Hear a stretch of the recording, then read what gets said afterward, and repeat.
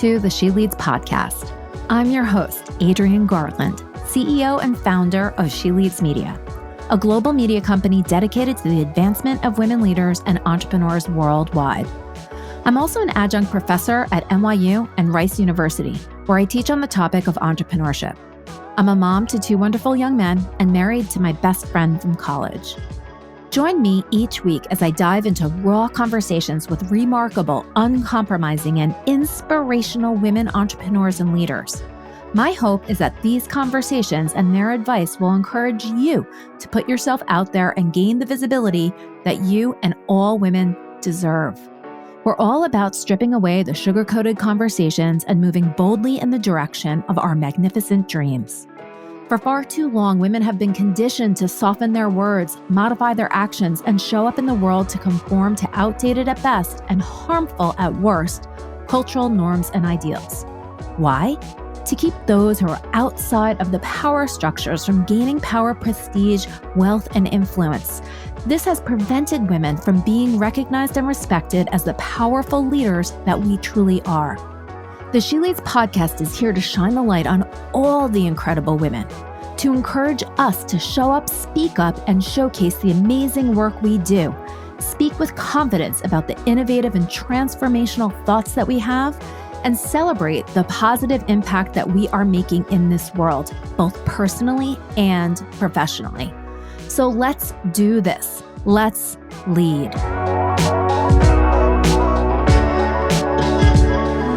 Hi, everybody, and welcome back to the She Leads podcast. I am so excited to welcome my next guest. Her name is Quinn Conyers, and she's an author of 2 books with over 18 years of in-person and virtual keynote speaking, event hosting, and professional MC experience. She takes pride in giving mental makeovers as she positions entrepreneurs and leaders on how to leverage luxury language to be super effective in their leadership position. She has powerfully presented for organizations such as Walmart, Nike, UPS, PayPal, Visa, and the National Association of Women Business Owners, NAWBO, to name just a few. Welcome to the She Leads podcast, Quinn.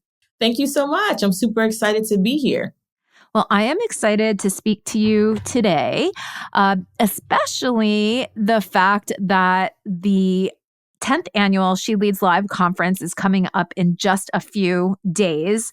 So my head is very much in the speaker and event production mode.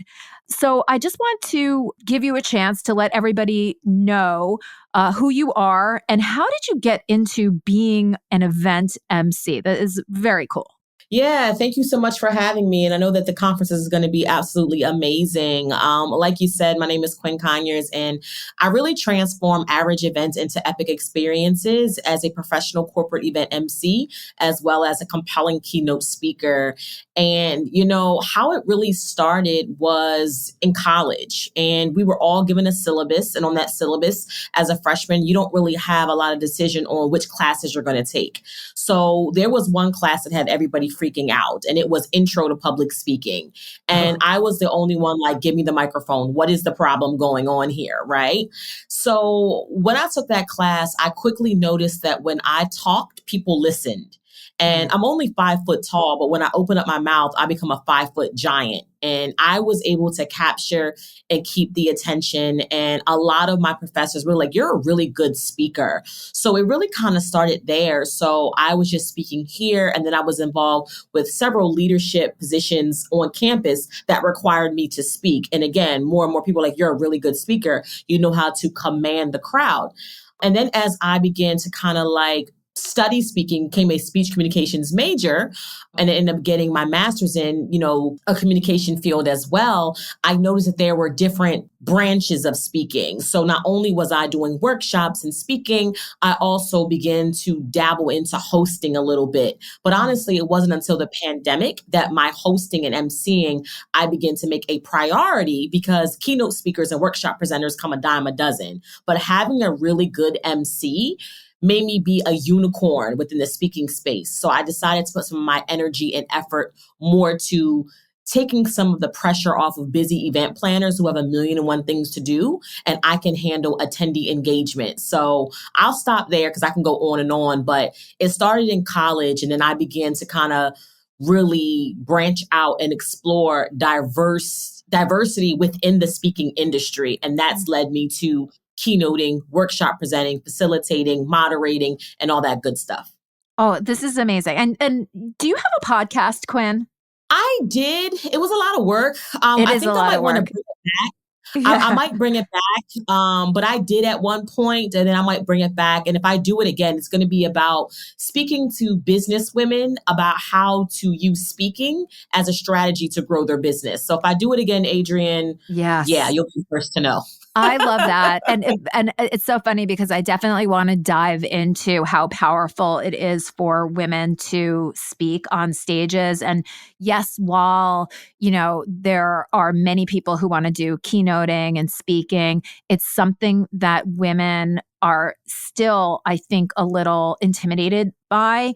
You have carved out an incredible niche, and I want to dive into, how can maybe some other people follow in your footsteps and learn from you.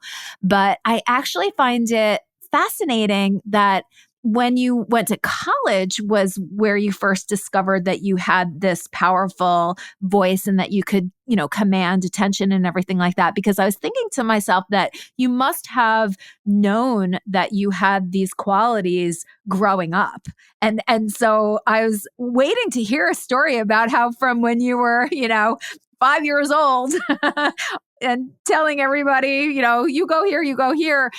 So I'm actually surprised. Was there any inkling when you were younger that this was, just something that was very comfortable for you? My mother told me that when I was 2, I could talk in complete sentences. I mean, like say no, thank you, or yes, I want that. When people were still kind of baby talking it, I was complete sentences. But that didn't ring a bell. And I think if I look back, I probably could find some instances. I think it was always there, but I think that speaking, you could get away with not doing it, right? Like, I don't think that it was one of those things where it probably was some instances, if I look back and thought about it, that was definitely like, oh yeah. But I think college, it was so profound because everyone was like running away from the microphone. And I was the only one like, give me the microphone. But I've always been told that she's well-spoken. She's articulate. She can really express herself. And I don't know if it was so much of an external use of and command of communication skills, but internally, I was very sure on what I wanted and what I didn't want. I knew what I liked and what I didn't like. So it wasn't like, well, I'm not sure. I was always very sure in some of the things that I wanted to do and I didn't want to do. Where a lot of people were like kind of like going with the flow, or maybe they were followers and not leaders. I'm like, why are you doing that? I'm not doing that. So I had a voice, but I don't know if I was speaking, if that makes any sense. I've always had a voice, but I don't know if I was deliberate and intentional about my communication style until college. And I mean, if you ask people who knew me when I was younger, they might say something differently. For me though, the aha and eye opener was definitely college. Oh, that's so interesting. And then how did you sort of get into being asked to all of these incredible companies? How were you invited to speak and to moderate and to do everything that you do, emceeing and such? It's interesting because I've always offered the MC hosting role. I just really had a tough time convincing people that they needed me, right? So it was like, oh, we would get somebody internal, or we don't have the budget for that, so I'm going to do it. And it was a really tough time. So I always had the talent of speaking and emceeing, but I didn't know the technique of selling it as a business. And what happened was, when the pandemic hit, it was, definitely affected a lot of speakers. negatively, but it really boosted my career. So again, it was something that I always offered. And when the pandemic happened, there was this app called Clubhouse. So I don't know if everybody remembers Clubhouse. I mean, it seems a little further ago, but people were just hosting rooms. And I was on there hosting rooms, and somebody asked me about Clubhouse. And I got on there and I was talking about using speaking, how to present virtually. And it really just kind of took off. I would come into Clubhouse, and within 2 minutes, I had a couple of hundred people in my room. Like, I mean, it just really took off for me. And, the world wasn't just shut down for the everyday people like you and I. It was shut down for everyone. So there was a woman on there. I never forget. Her name was Felicia Hatcher, and she was amazing. And she's like, hey, Quinn, like, I've been listening to a couple of your rooms. We have been doing events in person for years. Obviously, it's the pandemic. We have to go virtual. And I really believe that you will be a great MC for our event. Can we talk about hiring you? And I'm like, absolutely. So we didn't work together right away. I ended up doing some work with them a little bit later, but that kind of sparked my idea, and everyone else, all the other planners were having the same issue. We've been doing this event 10, 20, 30 years. We now have to go virtual. It's 2 days. It's 3 days. I'm nervous. And honestly, I just got passed around. It was like, oh my God, Quinn's a great MC. So I just began to lean into it. And I just realized that it was a skill set that a lot of people just didn't have. They can rock the mic for 30 minutes or 45 minutes, but how do you keep somebody's attention for multiple days, right? So I just began to lean into it. And then other people, honestly, I wish I can say, Adrienne, that it was me, but it really was audience members. It was sponsors. It was the event planners confirming and affirming my gift in this area. They're like, listen, we've had MCs before, we've had moderators before, but the way you held this event together, the way that you were able to stall when somebody couldn't get on Zoom, the way that you were able to keep our attention, in a virtual world was nothing like I've ever saw. So I kept getting these raving testimonials. I'm about 185 testimonials on LinkedIn alone from emceeing and keynoting, that I decided that I'm going to lean into emceeing because all of my friends were in the keynote space. So it was just it was a choice. It was a decision to kind of lean in and hone in on this craft. And I just believe that the more I believed in a professional MC, the more my confidence was contagious to other people to hire me. So, and then I just got a lot of referrals too. I'm not going to lie. A lot of people are like, oh my God, Quinn's great. You need to have her at a conference, especially for multi-day events. So it worked really well in my favor.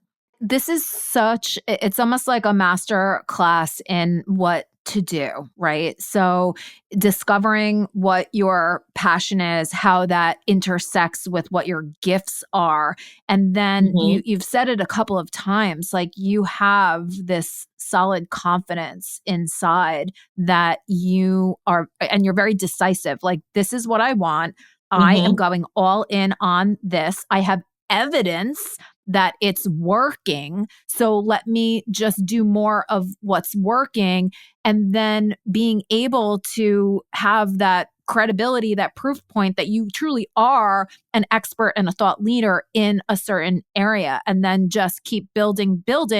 And you are getting referrals because of how excellent you are, right? And so I think that everybody listening can think about that and say, where do your gifts and talents intersect with your passion?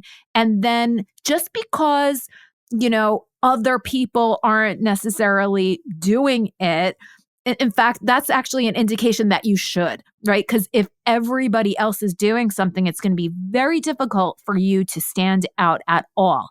So I love how, even though the space, and especially like you said, during the pandemic, when like everybody was online, everybody was doing virtual events, what is that thing that can differentiate you from the rest? So good. Really good. Yeah. And I believe that when you are, a lot of times you don't know. That's the thing. You need other people. The quiet confidence that I have, or maybe it's not so quiet, is it was other people affirming and affirming. If you do something so naturally, let's just say like you're a really good cook and you have 3 ingredients, you can make a Thanksgiving meal out of 3 ingredients. People are like, oh my God, this is amazing. Oh, it is? You don't know. So a lot of times it's just about doing your thing, and then what you're naturally gifted and talented at will emerge.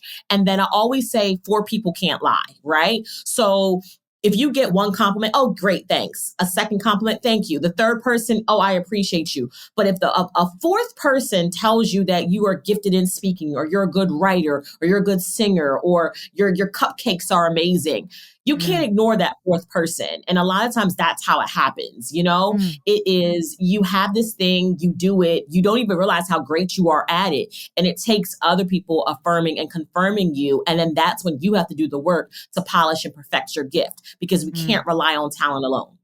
No. Oh, so good. So good. So what are, you've seen this world change, right? From live events to all of a sudden everybody was in the virtual world, coming back to live events. But I see that things are different. It's more difficult to get people to come out and show up, especially for a multi-day event. And it's odd to me because I think that people are craving connection, and yet we're like getting so used to doing this online. What are some of the differences that you see between holding multi-day events in the virtual world versus live? And, do you have any just insights, or like, what are you seeing? I'm seeing that, number one, that there is a lot of noise right now. There's an event for everything. So if you're a women entrepreneur, there's an event for you. If you're a women entrepreneur with 2 eyeballs, there's an event for you. If you're a woman entrepreneur with 2 eyeballs and hair on your head, there's an event for you. So the amount of events have increased, which means that there are several people trying to get that attendee to attend their event, right? Yeah. So there is more competition. There's more people doing it, which means that if you are hosting an event or you're planning an event, then you got, number one, you have to start sooner, right? Like you can't just throw up an event and expect people to kind of show and pay within 2 months. So starting your marketing and your outreach earlier. And then number two, I think that really focusing in on attendee experience. And a lot of these people are bored. They're not coming because they don't see the differentiator. They don't see what's different. They don't want to come to a snooze fest. It's the same speakers, or the topics or the titles are not intriguing. So it just seems like something else. So I think that it comes to that organizer or that person being creative and different in a way, and prioritizing attendee experiences and having several touch points with them.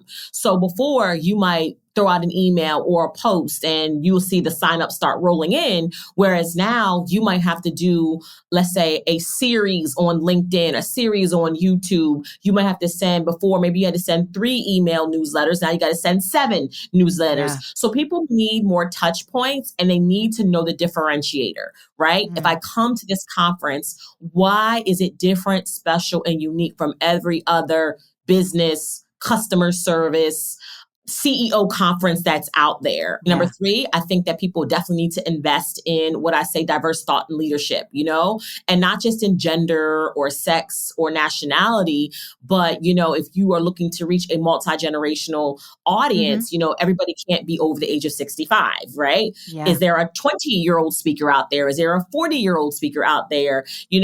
So just some diversity within the speakers, and then engaging your sponsors. I think that a lot of times we just kind of have them with a slot and get creative with their sponsorship dollars. So I just see a lot of people like, oh, you have sponsors, we're going to give them 5 minutes and to talk, and they're going to play a video.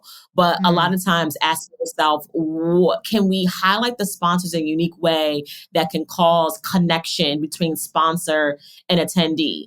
And last but not least, I'm going to say it until I turn blue in the face, is if you're not sure of this, this is where you get with a experienced professional MC, because we have ideas a dime a dozen on how to increase engagement, how to kind of drive up some revenue sales, how to make sure that some of the content that's being posted on why people should come is interesting. I know I do event elevation videos as part of my packages. So you get to know me before we even meet. So there's certain little things that have to be done, but it's just a lot more competition and noise. And knowing that, you just have to give yourself more space, more time. And then you have to really be able to verbalize your value and articulate the awesomeness of your event. And most people don't know how to do that. They're like, it's great. It's women. It's business owners. You should come. That's not Yeah. enough anymore. People want It's not more. enough. Yeah. And Quinn, you're like hitting that nail on the head. 1, 2, 3, 4, 5.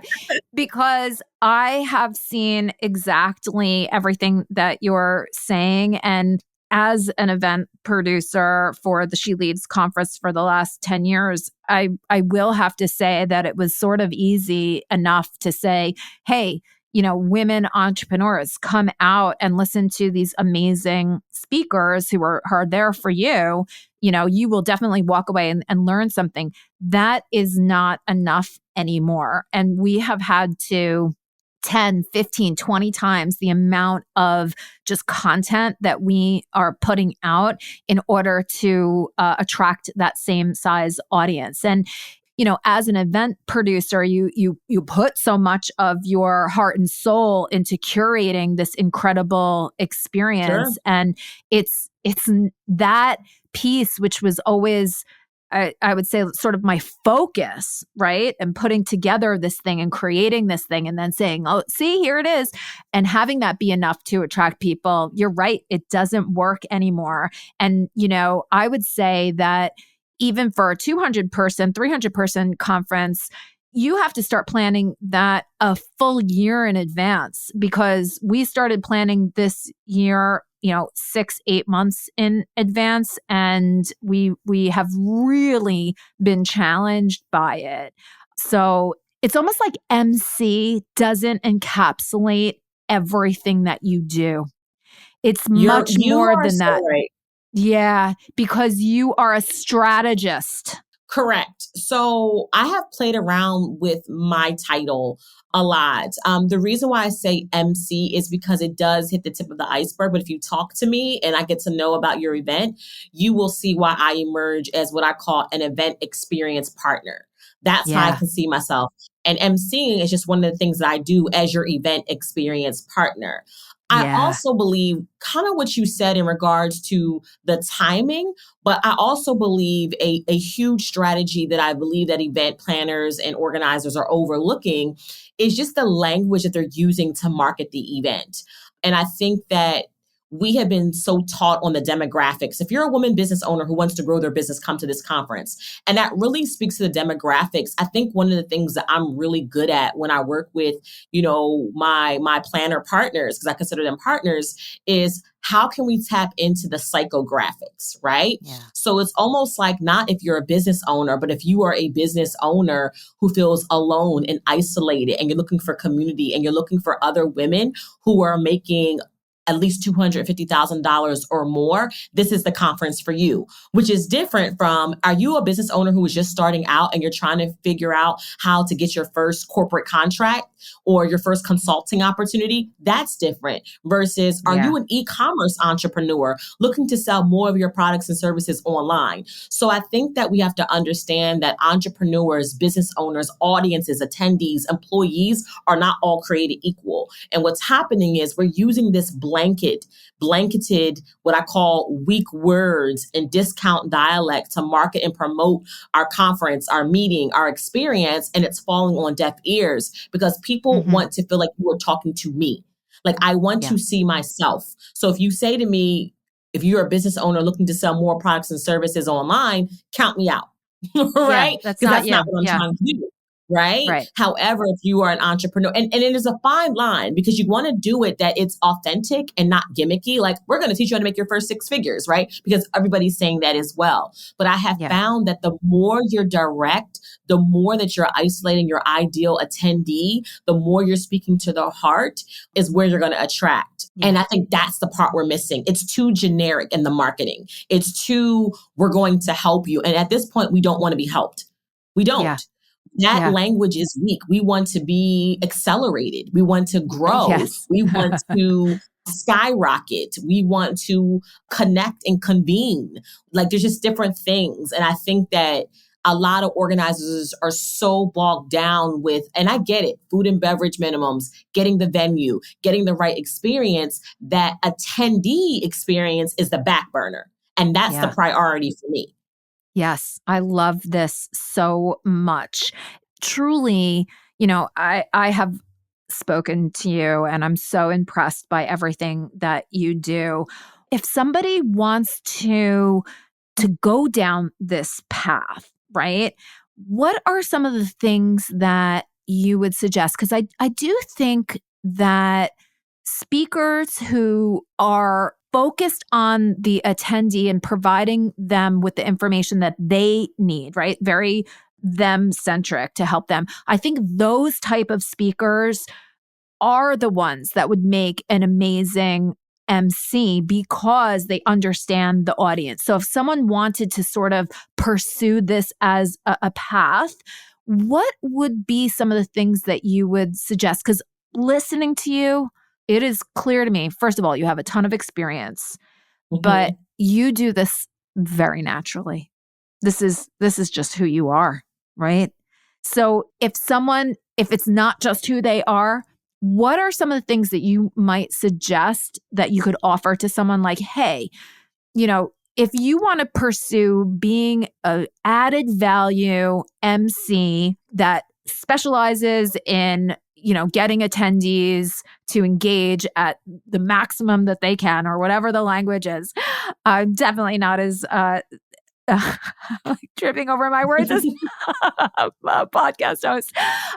But, just someone that sort of wants to go down this path, what are some of the first steps that someone could take to move into this world? I think the first step to me is realizing that being a speaker and being an MC requires two different type of speaking skill sets. And I think that the misconception is that if I speak well, then I can MC well. It pulls on a different energy. It pulls on a different psychological safety. It pulls on a different part of communication style. So I say that they're similar, but they're not the same. They're in the same family, but they're more cousins than they are husband and wife or brother and sister, right? Yeah. So I think that that's the misconception. People are like, oh, I can speak, so I can definitely MC. That's not true. Right? So, because it's a different thing. If you are speaking, you are holding, keeping someone's attention from anywhere from 30 minutes to about 90 minutes. Whereas if you're emceeing and this event is from 8 to 5, you are on from 8 to 5, right? Yeah. Because if the sound goes out, if a speaker is late, if a sponsor's video won't play, that's not the responsibility of the event organizer. That's the responsibility of an MC, right? And if it's not a professional MC, the MC is going to throw it back on the event organizer. And the job of the MC is to take things off the plate and be what I call the insurance policy, or be the event GPS, making sure that the audience knows and they're guided throughout the entire meeting or event. So the first thing is understanding that it's two separate skill sets. Number two, it's finding where your MC superpower lies. I happen to love corporate events, right? I love conferences, workshops, professional development. I know some people who do really well at wedding MCs.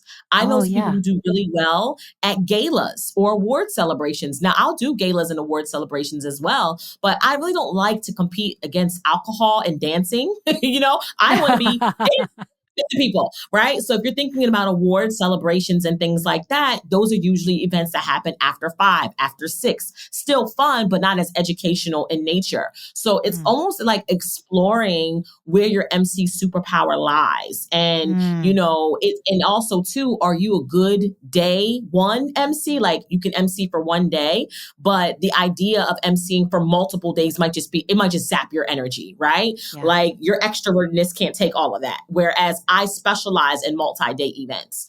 And that's when I always suggest as an event organizer, you can probably wing it, even though I'm not a fan of that, for one day.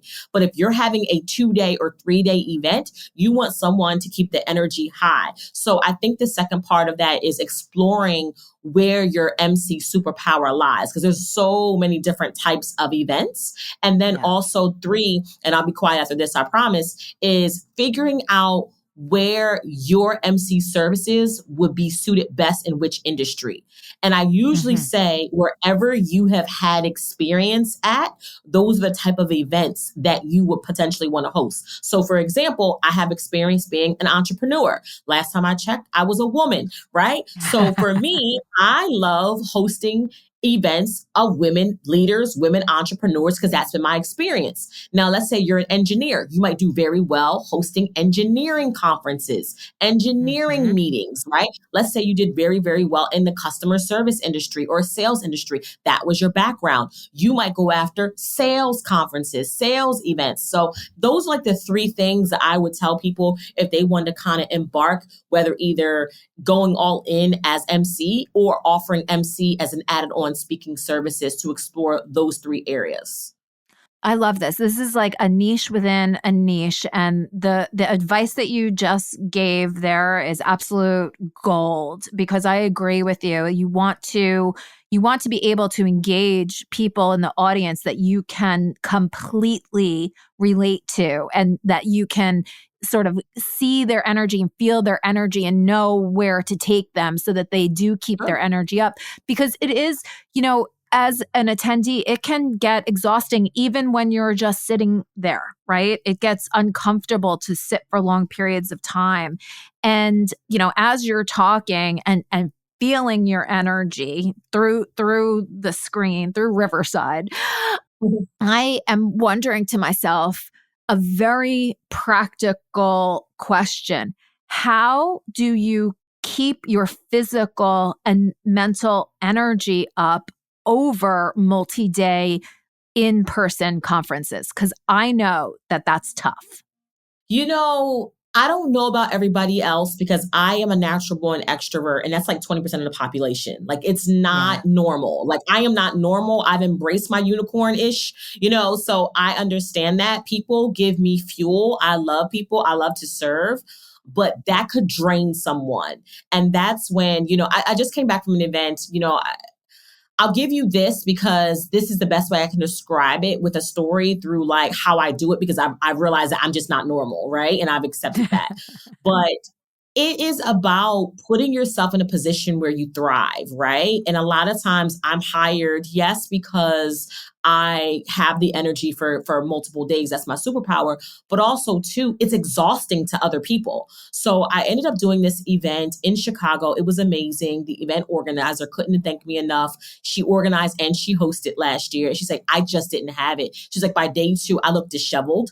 I looked like I just wasn't what I needed to be doing. And then because I was the organizer, when I was off stage for a second, I was pulled in another direction. I just couldn't do it. So it's almost like, are you operating in your strengths? Are you making desperate decisions? And people don't want to hear that, right? Like, I'm like, Is this a desperate decision? Are you doing this because, of budget constraints? Are you doing this because of X, Y, and Z? But at the same time, you want to hire your weakness, or you want to hire something that's going to take something off your plate. Because at the end of the day, if anything else is wrong, your attention has to go there, which pulls energy. So now you're like, oh my gosh, we have a 5-person panel.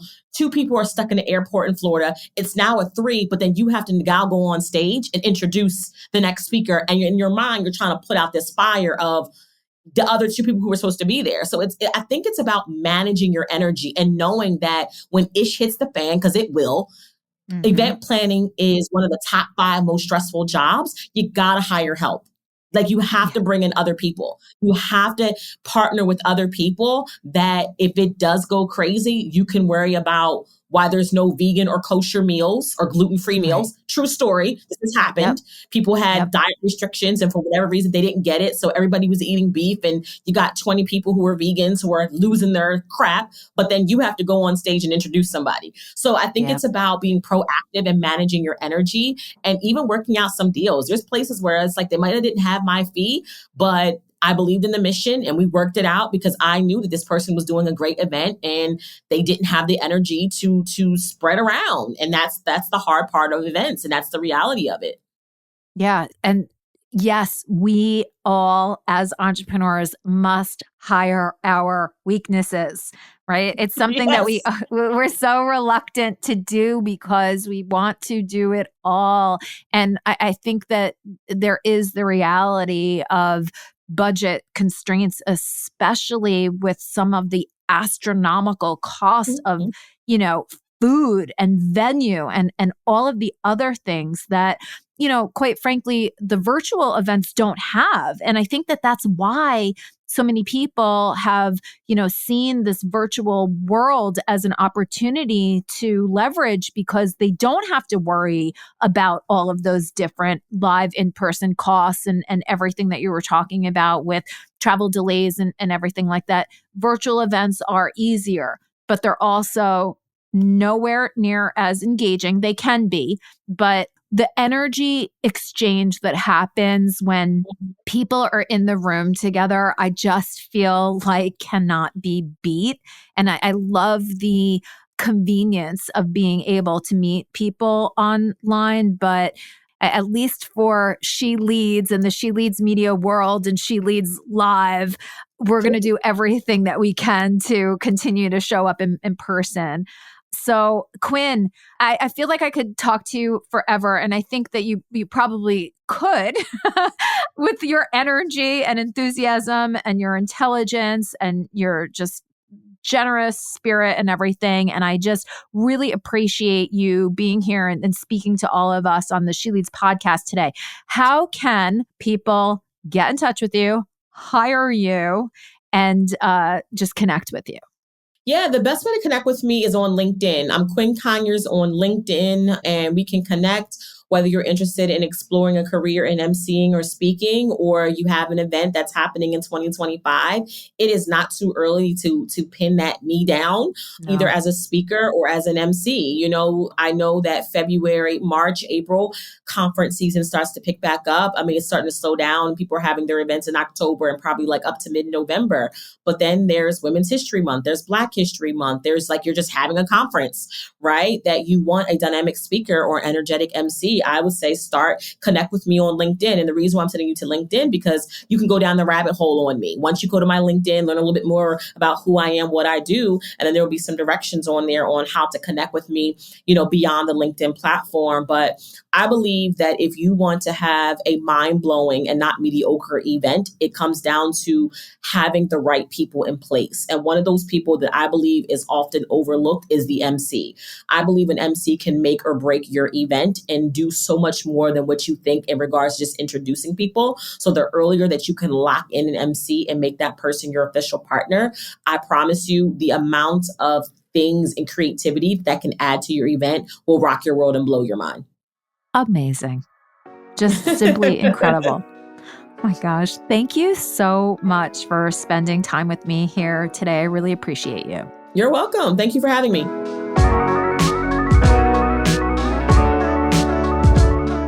This and all of our episodes are brought to you by the She Leads Podcast Network, the podcast network for women, by women.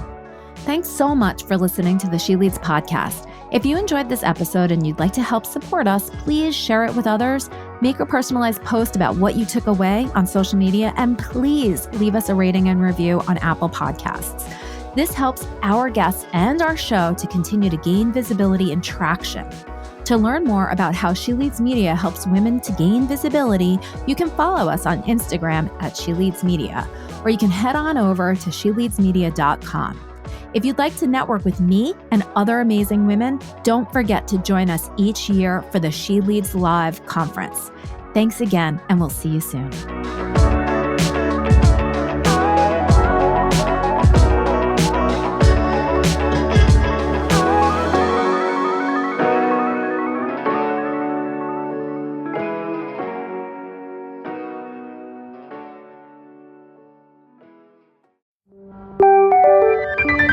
This is the She Leads Podcast Network.